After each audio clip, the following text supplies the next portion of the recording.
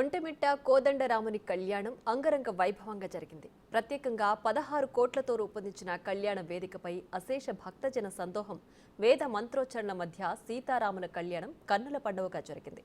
పౌర్ణమి వెన్నెల కాంతుల్లో కోదండరాముడి కళ్యాణాన్ని వేద పండితులు శాస్త్రోక్తంగా నిర్వహించారు. ప్రభుత్వం తరపున స్వామివారికి పట్టు వస్త్రాలు సమర్పించారు.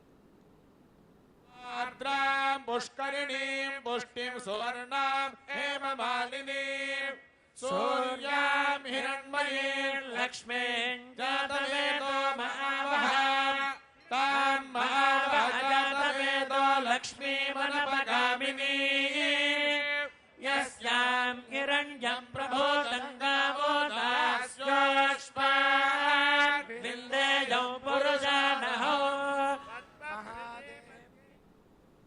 శ్రీరామనవమి సందర్భంగా చైత్ర శుద్ధ నవమి నాడు సీతారాముల కళ్యాణాన్ని నిర్వహించడం తెలుగునాట ఆనవాయితీ.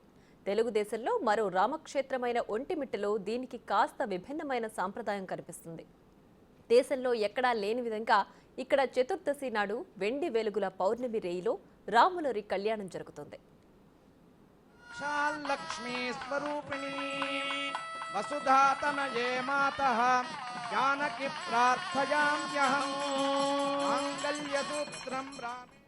పగటివేళ తాను రామ కళ్యాణాన్ని చూడలేకపోతున్నానని బాధపడుతున్న చంద్రుని ఊరడించేందుకు రాములు వారు ఒంటిమిట్టలో రాత్రివేళ కళ్యాణం జరిగేలా వరాన్ని ఇచ్చారని ఒక పురాణ గాథ ప్రచారంలో ఉంది.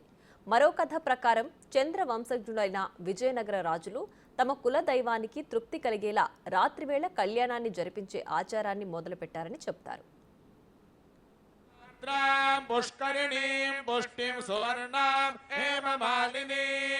सूर्यां हिरण्मयीं लक्ष्मीं जातवेदो महावहां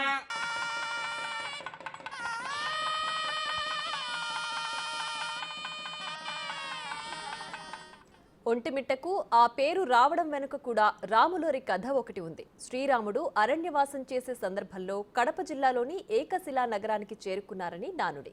అక్కడ ఏకశిలకు సమీపంలో మృకండు అనే మహర్షి తపస్సు చేసుకోవడానికి గమనించి కొద్ది రోజులు ఆయనకు రక్షణగా నిలిచారని స్థల పురాణం చెప్తోంది.